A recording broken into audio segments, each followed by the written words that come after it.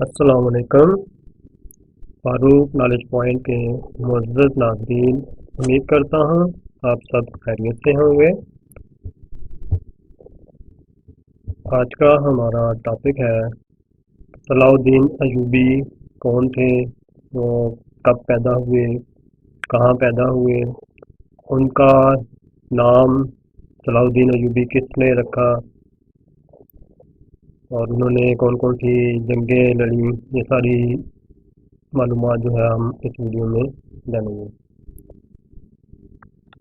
11ویں صدی عیسوی کے آخر میں 1091 سے صلیبی جنگوں کا آغاز ہوا اور یہ سلسلہ 13ویں صدی عیسوی کے آخر تک یعنی 1091 سے 1291 تک جاری رہا۔ 200 برس سے زائد اس معرکہ آرائی میں جرمنی، فرانس، برطانیہ اور یورپ کے تمام عیسائی حکمرانوں نے حصہ لیا۔ ان صلیبیوں کا مقابلہ عماد الدین جنگی، سلطان نور الدین جنگی اور سلطان صلاح الدین ایوبی جیسے مجاہدوں نے کیا۔ ایوبی خاندان کے بعد مملوک یعنی ترک صلیبیوں سے نبرد آزما رہے۔ اس طرح کل 7 بڑی صلیبی جنگیں ہوئیں۔ صلاح الدین کا تعلق کرد قوم سے تھا۔ وہ 19 ستمبر 1138 میں تکریت کے مقام پر پیدا ہوئے۔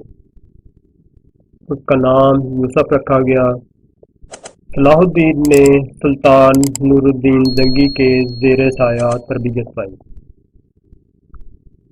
1160 میں جب صلیبیوں کو صلاح الدین نے مصر سے نکال باہر کیا تو خلیفہ عزت الدین اللہ نے یوسف کو ملک الناصر صلاح الدین ایوبی کا نام عطا کیا۔ اس وقت صلاح الدین ایوبی کی عمر 22 سال تھی۔ سلطان نور الدین جنگی کی طرح صلاح الدین ایوبی کو بھی بیت المقدس سے عشق تھا۔ بیت المقدس یہودیوں، عیسائیوں اور مسلمانوں کے لیے خاص اہمیت کا حامل شہر ہے۔ یہودی اسے یوں مقدس سمجھتے ہیں کہ یہاں حضرت سلیمان علیہ السلام نے عظیم الشان عبادت گاہ ہیکل سلیمانی بنائی تھی۔ عیسائی اسے اس طرح اہم جانتے ہیں کہ یہاں حضرت عیسیٰ علیہ السلام نے تعلیم و تبلیغ کا سلسلہ جاری رکھا تھا۔ اور مسلمانوں کے لیے یہ شہر اس لیے مقدس ہے کہ اس قبلہ اول سے حضور صلی اللہ علیہ وآلہ وسلم نے سفر معراج کیا تھا۔ پاک ذات ہے وہ جو اپنے بندے حضرت محمد صلی اللہ علیہ وآلہ وسلم کو راتوں رات مسجد حرام، مسجد قباء سے مسجد اقصی بیت المقدس تک لے گیا، جس کے ارد گرد کو ہم نے بابرکت بنا رکھا ہے تاکہ ان کو ہم کچھ اپنے عجائب دکھائیں۔ بے شک اللہ تعالیٰ سب سننے والا اور سب دیکھنے والا ہے۔ سورہ بنی اسرائیل کی آیت کا ترجمہ ہے یہ۔ 638 میں خلیفہ ثانی امیر المومنین حضرت عمر رضی اللہ عنہ نے بیت المقدس یروشلم فتح کیا۔ اس فتح کے نتیجے میں مسلمان اور عیسائی یہاں پر امن طور پر رہنے لگے۔ یہودی، عیسائی اور مسلمان دیگر علاقوں سے یہاں زیارت کے لیے آتے رہے۔ پھر 1099 میں عیسائی فوج نے بیت المقدس یروشلم پر قبضہ کر لیا، وہاں کے باشندوں کا بے دردی سے قتل عام کیا۔ بیت المقدس کی آزادی کے لیے جب صلاح الدین ایوبی نے تلوار اٹھائی تو تمام عیسائی دنیا صلاح الدین ایوبی کے خلاف صف آرا ہو گئی۔ صلیبی فوج کی تعداد 10 لاکھ سے زائد تھی، جبکہ سلطان صلاح الدین ایوبی کا لشکر 40,000 سپاہیوں پر مشتمل تھا۔ صلیبیوں کے پاس جدید ترین اسلحہ تھا اور باعمل اہل ایمان کے پاس صرف برہنہ تلواریں تھیں اور اللہ کی ذات پر یقین۔ یہ وہ ہتھیار تھے جن کے بھروسے صلاح الدین ایوبی نے تیسری صلیبی جنگ 1187 میں وہ عظیم الشان فتح حاصل کی جس کی سوجت آج بھی عیسائی دنیا کے سینے جلتے ہیں۔ زخموں کی اس جلن کو مٹانے کے لیے عیسائی دنیا نے دوبارہ صلیبی جنگوں کا آغاز کر دیا۔ افغانستان اور عراق اس کی تازہ مثالیں ہیں۔ ان صلیبی جنگوں سے نمٹنے کے لیے ایک مرتبہ پھر فاتح عظیم السلطان صلاح الدین ایوبی جیسے مجاہد اسلام کی ضرورت ہے۔ بقول علامہ اقبال، نکل کے صحرا سے جس نے روما کی سلطنت کو الٹ دیا تھا، سنا ہے یہ قدسیوں سے میں نے وہ شعر پھر آشکار ہوگا۔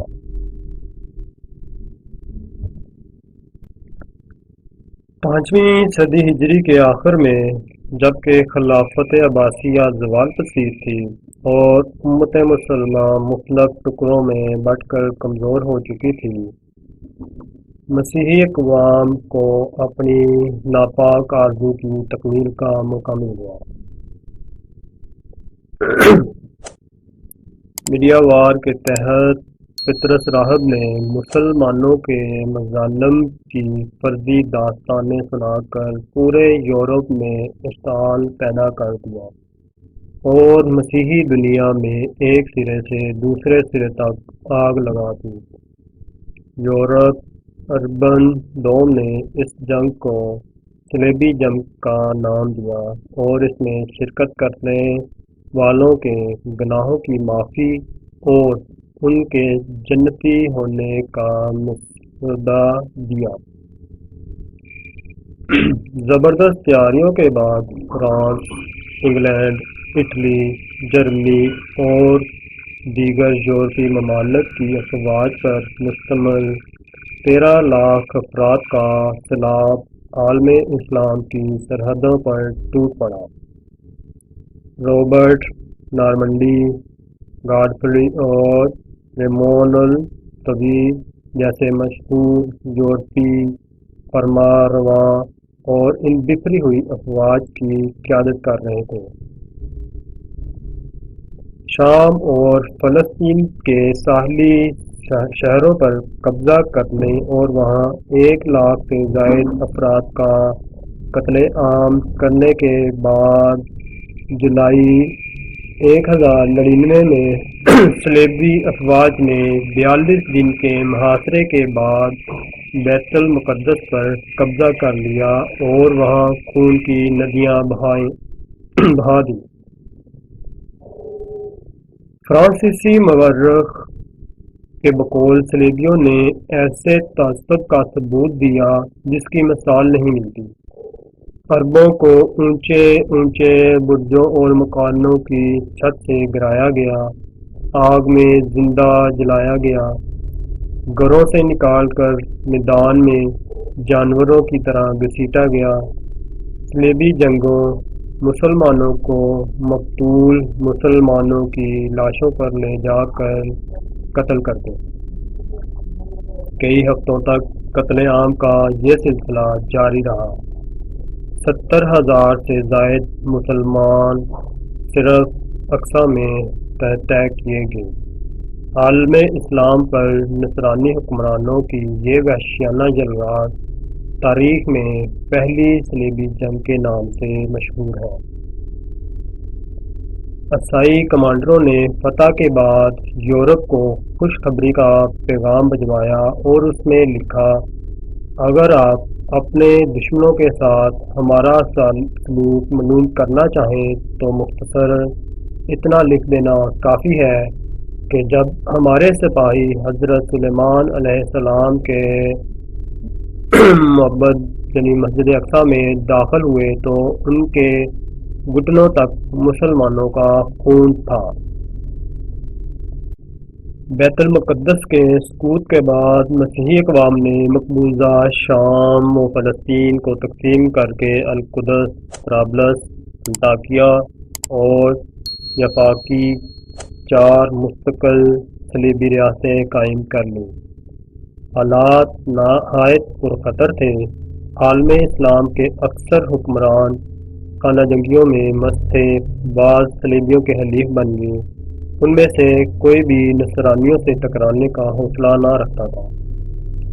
اس صورتحال میں صلیبیوں کا مسلمان ملکوں میں داخلہ آسان تر بنتا گیا، یہاں تک کہ صرف 1 سال اور چند ماہ کے مختصر عرصے میں اس حساس اسلامی خطے میں ان صلیبیوں کی 3 صلیبی حکومتیں مارز وجود میں آ گئیں۔ رہا کی حکومت جو 10 مارچ 1098 کو قائم کی گئی، انطاکیہ کی حکومت اسی سال ہی حزیران میں قائم ہوئی جس نے القدس شہر پر قبضہ کر لیا۔ پھر 1099 میں القدس شہر میں اس حکومت کو منتقل کر دیا گیا۔ پھر یہ شہر صلیبیوں کے ہاتھوں میں ہی چلتا رہا، یہاں تک کہ 88 برس بعد صلاح الدین ایوبی رحمۃ اللہ علیہ نے 1187 میں ان سے واپس لیا۔ طرابلس کی حکومت 1109 میں بنائی گئی۔ تقریباً 40 سال تک عالم اسلام پر جمود طاری رہا۔ پھر یکایک ان ساکت لہروں میں جہادی اضطراب پیدا ہونا شروع ہو گیا۔ یہ بالکل نہیں ہو سکتا تھا کہ مسلمان انہی حالات میں سے گزرتے چلے جائیں۔ ان مایوسیوں کے بعد امت کا شعور بیدار ہونا شروع ہوا۔ ان سے نجات پانے اور رہائی حاصل کرنے کے لیے سوچیں پروان چڑھنے لگیں، کیونکہ مسلمان باوجود ان کٹھن حالات کے جو ان پر چھائے ہوئے تھے، ان کربناک حالات میں اللہ تعالیٰ نے ایک ترکی نوجوان عماد الدین زنگی کو اس کام کے لیے حوصلہ بخشا، یہاں تک کہ 521 میں موصل کی چھوٹی سی ریاست اس کے ہاتھ لگ گئی۔ پھر اس نے بتوفیق الہی اپنی شان عبقری، جرأت و ہمت، جذبہ ایمانی اور غیرت اسلامی کے جذبوں سے سرشار ہو کر مسلمانوں کی آرزوؤں اور تمناؤں پر لبیک کہتے ہوئے اس مشکل کام کا بیڑا اٹھایا۔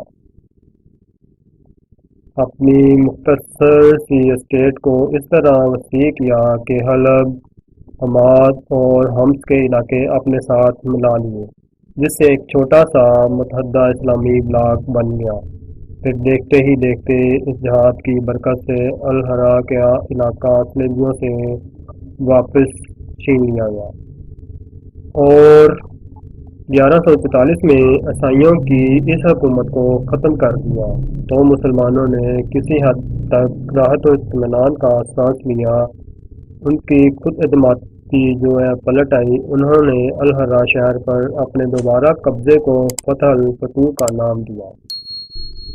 عماد الدین زنگی کے پے در پے حملوں نے عیسائی دنیا فاتحین کے دماغ سے تمام اسلامی دنیا کو زیر نگی کرنے کا خیال رخصت کر دیا، اور وہ فلسطین اور شام کی مقبوضات کے دفاع کو اپنی بڑی کامیابی سمجھنے لگے۔ تاہم عماد الدین زنگی نے ان کی یہ خام خیالی بھی دور کر دی اور حسن بارین، بلبک اور رہا کے اہم مراکز ان کے قبضے سے آزاد کرا لیے۔ پھر وہ اس اسلامی بلاک کی توسیع میں مسلسل کوشاں رہا۔ اس نے اپنی جہادی جلگاروں کو جاری رکھا، یہاں تک کہ اس نے ان دخل انداز و فاسد صلیبیوں کے ناپاک وجود کو ہلا کر رکھ دیا۔ بالآخر 541 ہجری میں جبر نامی قلعے کے محاصرے کے دوران امت مسلمہ کا یہ عظیم سپہ سالار اور مجاہد شہید کر دیا گیا۔ پھر اس کے ہونہار سپوت نور الدین محمود رحمۃ اللہ علیہ نے اس علم کو اٹھایا۔ اللہ تعالیٰ نے اسے صلیبیوں کے ساتھ جہاد کا سچا جذبہ عطا فرمایا۔ اس نے کتنے ہی قلعے اور شہر صلیبیوں کے قبضے سے واپس لیے۔ اللہ تعالیٰ بھی اسے اس کی خلوص نیت اور رفتار عمل جہاد کی نسبت سے اپنی مدد خاص سے نوازتا رہا، یہاں تک کہ اس نے القدس شہر صلیبیوں سے چھڑوانے کا مصمم ارادہ کر لیا۔ یہاں تک ہی نہیں بلکہ اس نے بیت المقدس میں رکھوانے کے لیے ایک منبر بھی بنوایا۔ کاریگروں کو انتہائی مہارت اور دلچسپی سے بنانے کا حکم دیا۔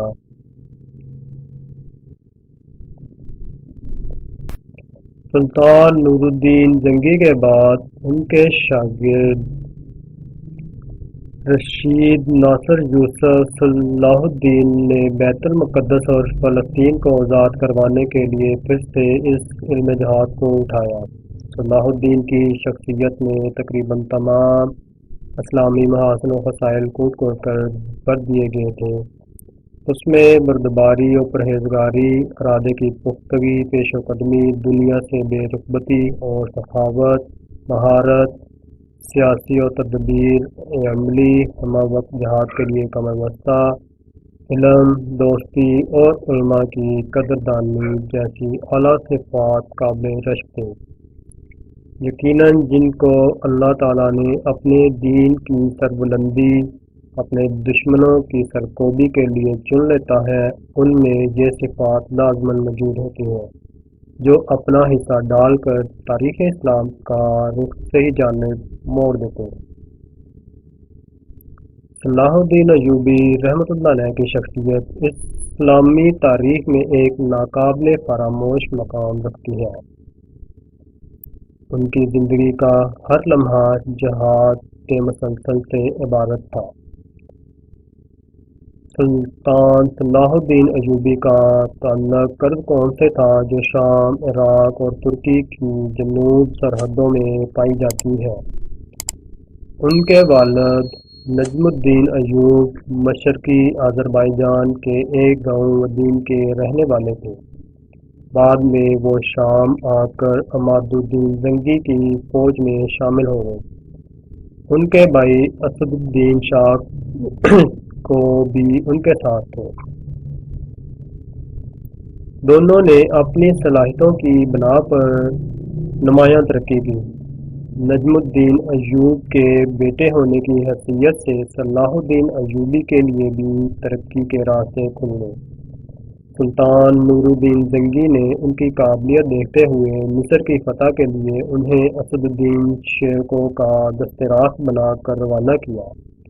مصر پر قبضہ کے کچھ عرصے بعد جب شیرکو نے وفات پائی تو نور الدین زنگی کے نائب کی حیثیت سے صلاح الدین ایوبی نے وہاں کی حکومت سنبھال لی۔ 559 میں سلطان نور الدین زنگی کے وفات کے بعد صلاح الدین ایوبی مصر کے خود مختار حاکم بن گئے۔ بعد ازاں انہوں نے دمشق اور شام کی چند دیگر چھوٹی چھوٹی کمزور ریاستوں کو بھی اپنی تحویل میں لے کر ایک عظیم الشان سلطنت قائم کی جو صلیبی حکمرانوں کی متحدہ طاقت کا مقابلہ کرنے اور انہیں اسلامی مقبوضات سے نکالنے کی بھرپور صلاحیت رکھتی تھی۔ اس سے قبل سلطان کی زندگی ایک عام سپاہی کی سی تھی، مگر حکمران بنتے ہی ان کی طبیعت میں عجیب سی تبدیلی آئی۔ انہوں نے راحت و آرام سے منہ موڑ لیا اور محنت و مشقت کو خود پر لازم کر لیا۔ سلطان صلاح الدین ایوبی نے اپنی زندگی کے آخری برسوں کے دوران اسی کام کے کرنے کی کوشش کی۔ اس کی شخصیت میں موجود خصائص و کمالات کا بھی یہی تقاضا تھا کہ تاریخ اسلام میں ہمیشہ باقی رہنے والے کچھ شاندار اور عالیشان کارنامے سر انجام دے لیے جائیں۔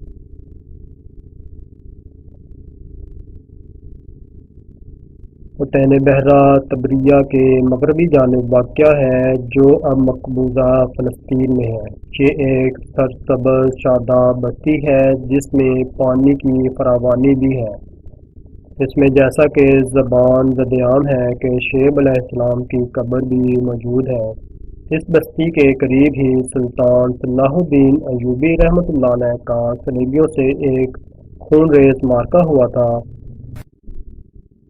اس معرکہ سے قبل سلطان صلاح الدین ایوبی رحمۃ اللہ علیہ کی حالت مضبوط، قوت بازو توانا، لشکر جرار اور لوگوں کا حسن غفیر اس کے ایک اشارہ پر آبرو اسلام پر جان نثار ہونے کو تیار تھا۔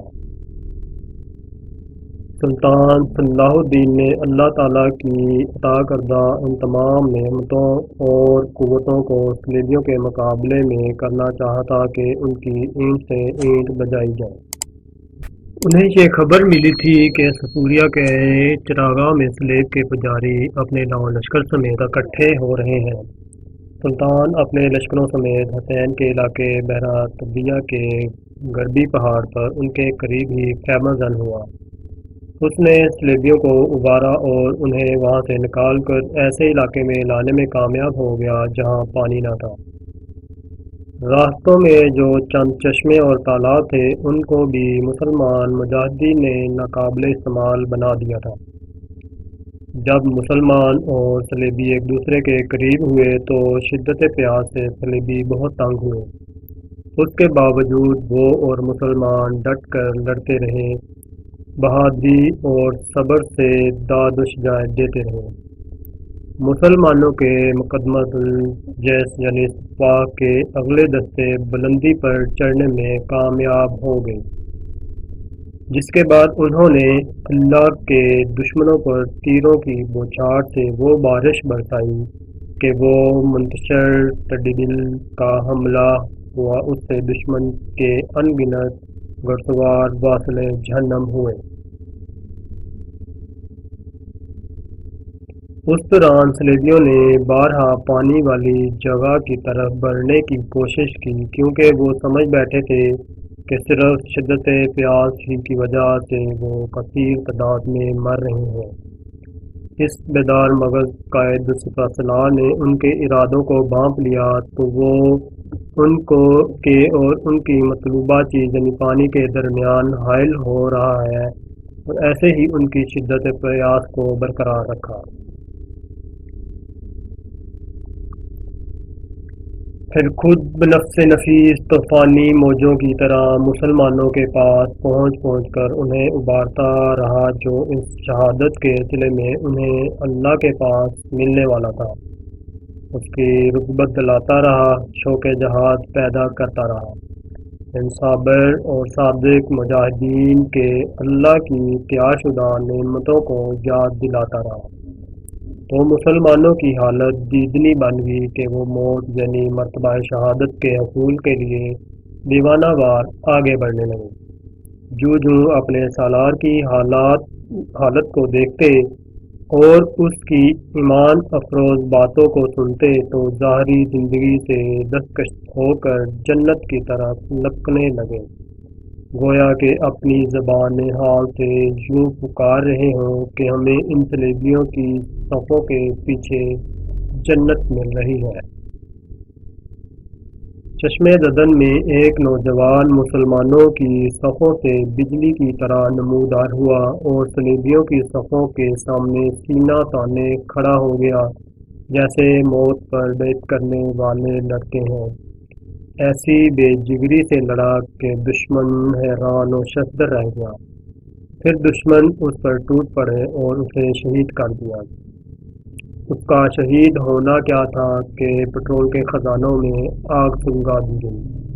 مسلمان طیش میں آ گئے، ان کے سینوں میں جوش و انتقام کا طوفان ٹھاٹھے مارنے لگا، لہذا انہوں نے ایسا نعرہ تکبیر بلند کیا کہ جسے کائنات کے کناروں نے سنا ہوگا اور آفاق عالم نے جس کا جواب دیا ہوگا۔ پھر مسلمانوں نے صلیبیوں پر وہ پرخلوص فدائیانہ اور جان نثارانہ حملے کیے جنہوں نے صلیبیوں کی صفوں کو تتر بتر کر کے رکھ دیا۔ صلیبی فوج کے سربراہ الکونسار ریمونڈ کا دل مایوسی اور نا امیدی سے بھر گیا۔ اس نے میدان جنگ سے فرار ہونے کی کوشش کی، لیکن یہ کیسے ہو سکتا تھا؟ اس نے اپنا ایک گھڑ سوار دستہ اکٹھا کیا اور قریبی مسلمانوں پر حملہ آور ہوا تاکہ بھاگنے کے لیے کوئی راستہ بنا سکے، لیکن اس جانب سلطان صلاح الدین ایوبی کا بھتیجا تقی الدین عمر مقرر تھا۔ جب اس نے دیکھا کہ وہ ایک مصیبت زدہ اور مایوس آدمی کے حملہ کرنے کی طرح حملہ آور ہیں، کوئی راہ فرار چاہتے ہیں، تو اس نے انہیں بھاگنے کی راہ دے دی۔ انہوں نے جان کی ایمان میں ہی عافیت جانی اور دم دبا کر بھاگ نکلے۔ وہ ایسے بھاگ رہے تھے کہ پلٹ کر بھی نہ دیکھتے، کیونکہ ان کی مطلوب ایک ہی چیز تھی کہ بھاگو بھاگو اور جان بچاؤ۔ اور یہ بھی اتفاق کی بات تھی کہ وہ علاقہ ایسا تھا جہاں خشک گھاس اور خزاں زدہ خشک درخت بکثرت موجود تھے، اور وہ دن بھی انتہائی زیادہ گرمی والے لو چلنے کے ایام تھے۔ مسلمانوں نے اس میں آگ لگا دی، آگ بڑی، شعلے اٹھے، ہوا کا رخ بھی صلیبیوں کی طرف تھا۔ تو اس طریقے سے صلیبیوں پر کئی حرارتیں حملہ آور تھیں، یعنی آگ کی حرارت، دھوئیں کی حرارت، پیاس کی حرارت، قتال کی حرارت، موسم کی حرارت، سب کی سب اکٹھی ہو گئی تھی۔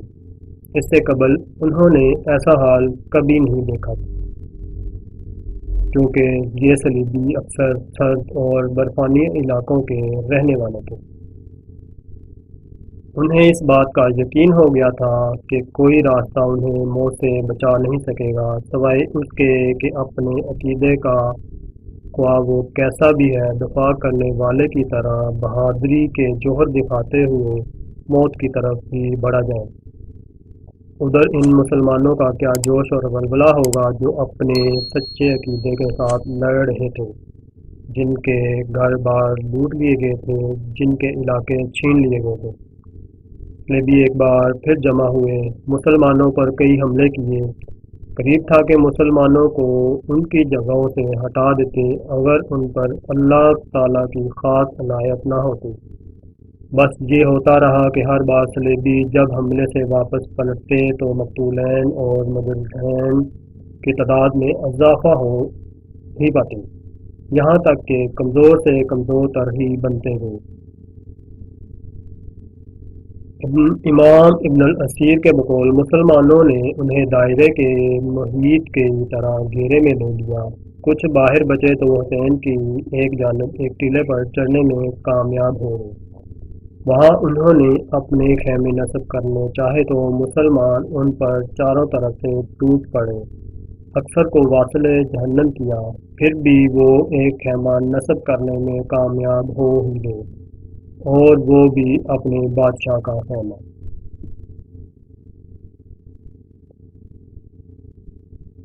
مسلمانوں نے ذریعہ صنع ان سے اس صلیب اعظم کو چھین لیا جس کو صلیب الصبوح کہتے تھے۔ اس صلیب کا مسلمانوں کے قبضے میں آ جانا ان کے لیے سب سے بڑی پریشانی بن گئی۔